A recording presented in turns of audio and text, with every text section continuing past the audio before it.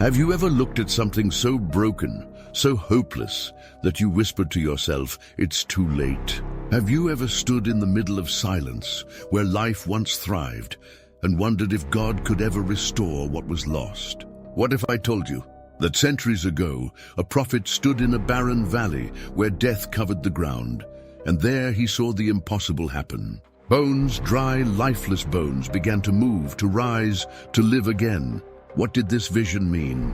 And what does it still say to us today, in our own valleys of despair? Welcome to Bible Stories 1983, where we bring the Word of God to life through storytelling. If you love exploring the mysteries and power of Scripture, make sure to like, subscribe, and click the bell icon so you never miss our next journey through the living Word. Today, we step into one of the most mysterious, breathtaking visions in all of prophecy. Ezekiel chapter 37, the Valley of Dry Bones. The story begins in a time of exile and sorrow. The people of Israel had been carried away from their homeland by the Babylonian Empire. Jerusalem, once filled with songs of praise and the smoke of holy offerings, now lay in ruins. The temple, once blazing with the glory of God, stood silent, its stones blackened by fire. The nation that was meant to be a light to the world now sat in darkness. Their hearts were crushed, their faith broken. Many believed that God had abandoned them forever. But among the captives in Babylon, there lived a prophet, Ezekiel, son of Buzi, a priest who had once walked the courts of the temple, now surrounded by a foreign land. Yet even in exile, God's presence had not left him. The word of the Lord still came to him in visions that shook the heavens and revealed mysteries too great for mortal eyes. One day, the Spirit of the Lord came upon Ezekiel once again. It was not a gentle whisper. It was a force that lifted his spirit from the realm of men and carried him into another place. The air around him grew still. The light dimmed. He could feel the power of heaven moving through him, drawing him into a vision that would change everything. In that moment, the ground beneath him shifted. Dust filled the air. When Ezekiel opened his eyes, he was no longer by the rivers of Babylon. He stood in the middle of a vast, silent valley. The sky was pale and heavy with the weight of eternity, and around him, scattered as far as the eye could see, were bones. Dry, bleached, lifeless bones. They were everywhere, covering the land like a sea of forgotten souls. Skulls, ribs, and shattered fragments lay in heaps, the remains of an army long dead. The stench of time hung over the place, a haunting stillness where death had reigned unchallenged for ages. Ezekiel's heart trembled. He turned slowly, the sound of his sandals crunching against the dust. Not a bird sang, not a breeze stirred. It was as if all creation had held its breath, and then a voice, deep, commanding, yet filled with unsearchable compassion. The voice of the Almighty. "Son of man, can these bones live?" The words echoed through the valley like thunder across the mountains. Ezekiel froze, his mind reeling. Before him lay the impossible, death in its purest form. What answer could there be to such a question? He lowered his head and whispered with trembling reverence, "O Lord God, you alone know."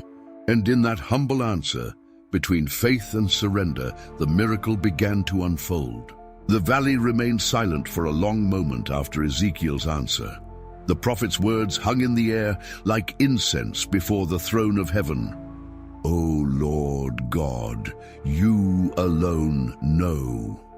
And then the divine voice spoke again, firm and filled with authority that made the ground tremble beneath his feet.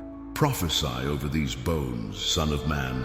Say to them, O dry bones, hear the word of the Lord.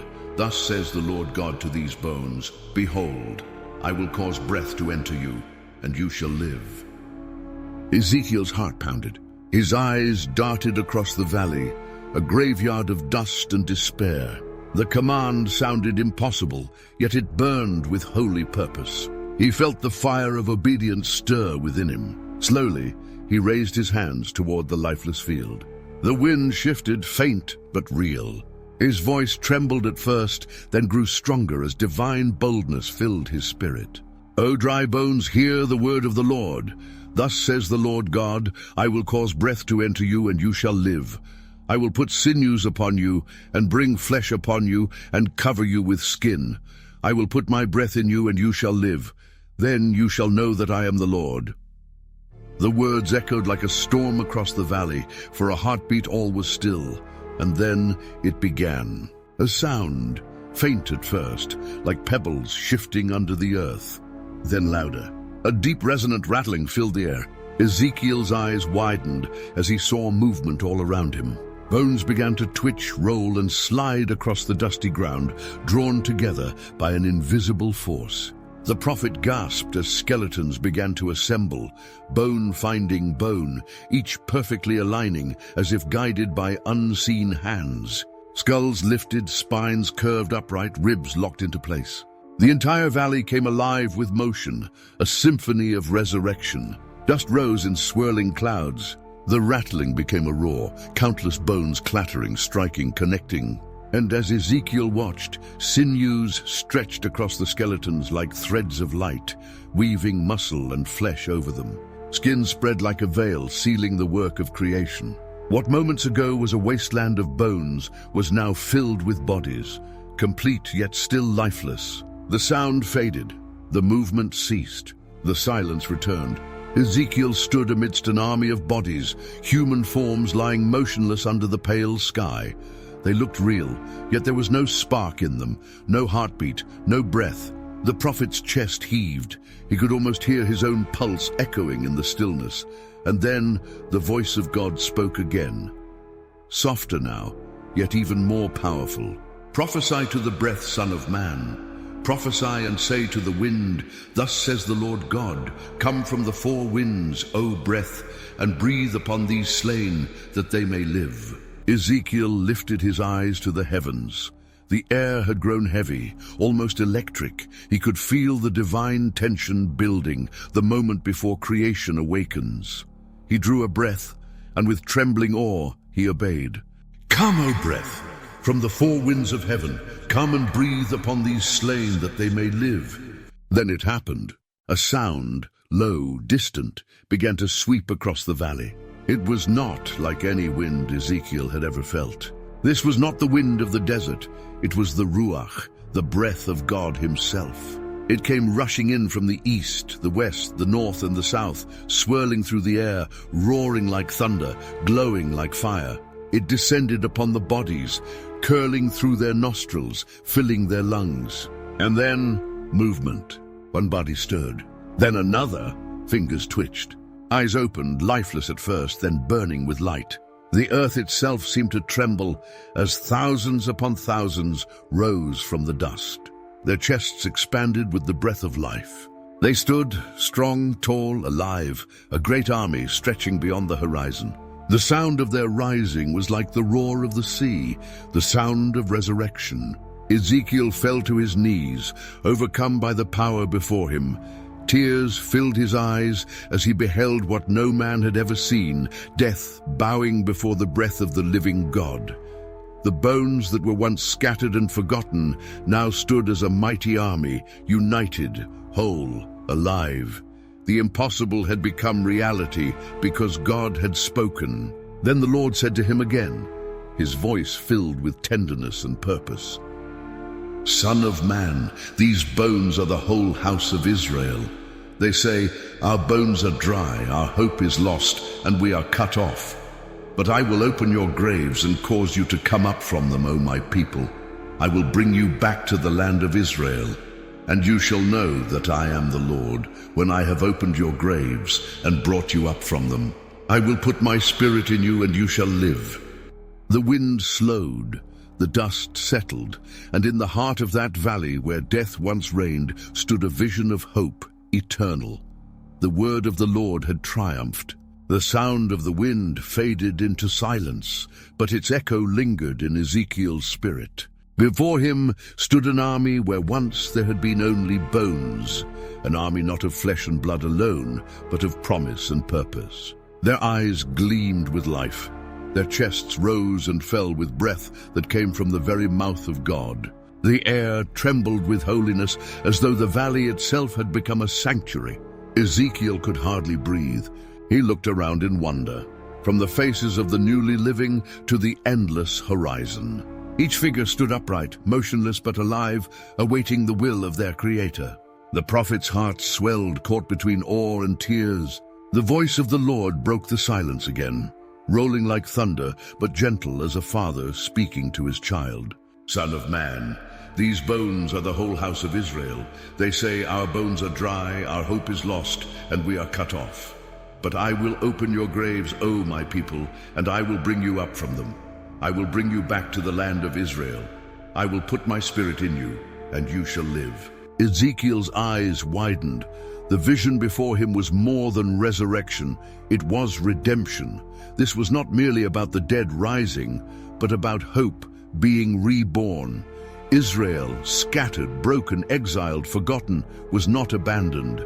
The God who created them from the dust could recreate them again from despair. The Lord's covenant still lived. His promise had not perished in the ruins of Jerusalem. The bones were a message, not of judgment but of revival. As the wind brushed his face, Ezekiel could almost hear the heartbeat of the Almighty, steady, unyielding, eternal. Every gust that swept across the valley whispered the same truth. I will put my spirit in you, and you shall live. The prophet fell to his knees again, his face in the dust, overwhelmed by the glory of what he had seen. The light around him shifted, brighter now, golden and warm. The army stood in silence, their forms bathed in the radiance of heaven's dawn. It was as though the sun itself had bent low to witness this miracle.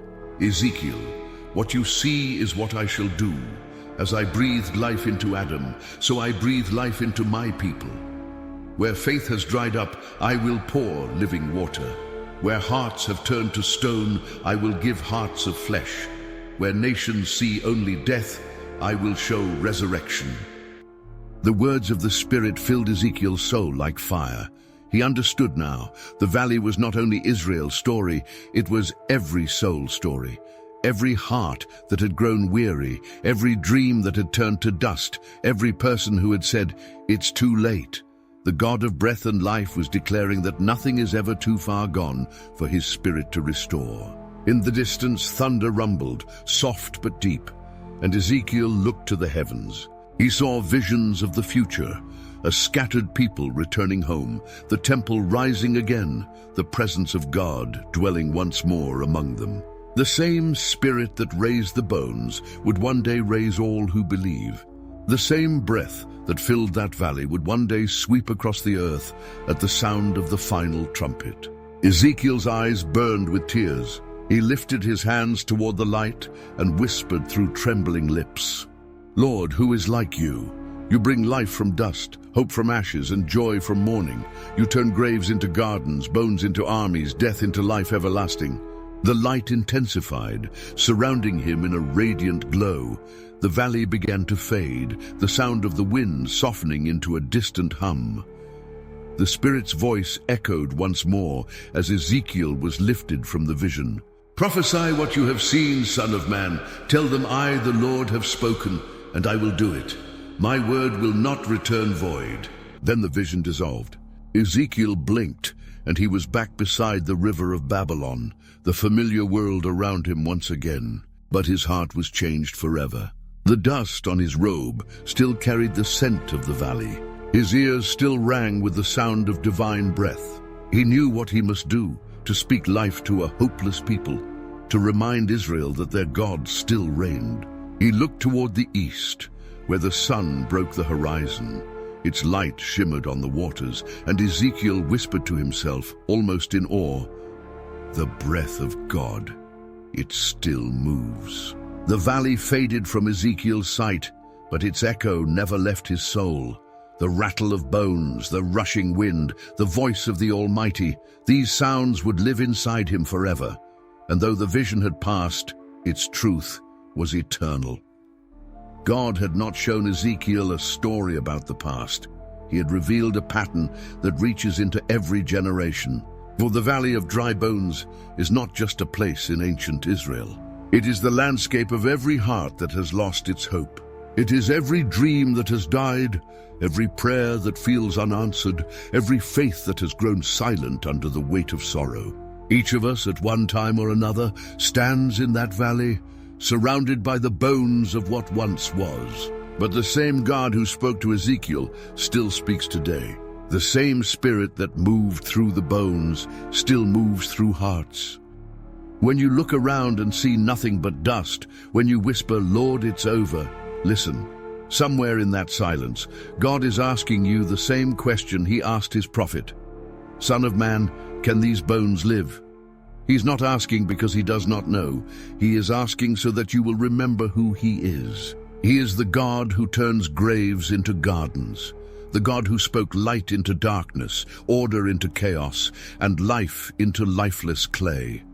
The God who breathed his Spirit into Adam, who raised Israel from exile, who rolled the stone away from the tomb of his son. Nothing is too dead for him. Nothing is too far gone for his breath. Maybe your heart feels dry today, your faith brittle, your joy faded, your prayers worn thin. Then this vision is for you. Hear the word of the Lord.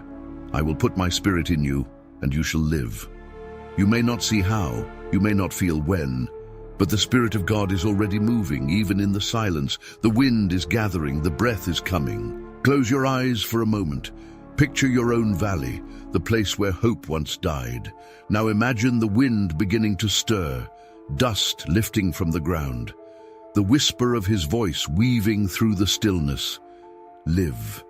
Feel the breath of heaven filling what was empty, mending what was broken, reviving what was lost.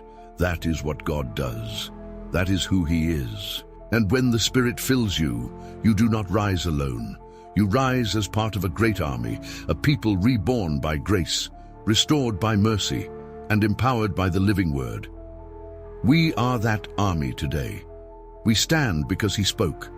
We live because he breathed. So when the world says it's finished, remember the valley of dry bones. When your heart says there's no way, remember the rattling of resurrection. And when your faith falters, whisper like Ezekiel once did, "O Lord God, you alone know." For every time you believe that word, the same power that filled that valley begins to move again, in your heart, in your home, in your life. The story of Ezekiel 37 is not only about Israel's restoration, it is about the resurrection power of the Spirit that still flows today. It's the breath that revives marriages, heals wounds, rebuilds faith, and awakens nations. It's the same breath that will one day sweep across the earth again when the trumpet sounds, and the dead in Christ shall rise. So rise, child of God. Breathe again. Speak life into what seems lost. Stand up from the dust and remember, the God of Ezekiel is your God too. He has not changed. His Spirit still moves. His word still speaks. His breath still gives life. And in that promise, the valley becomes holy ground, not a graveyard, but a birthplace of faith. Because where the Spirit of the Lord is, there is life.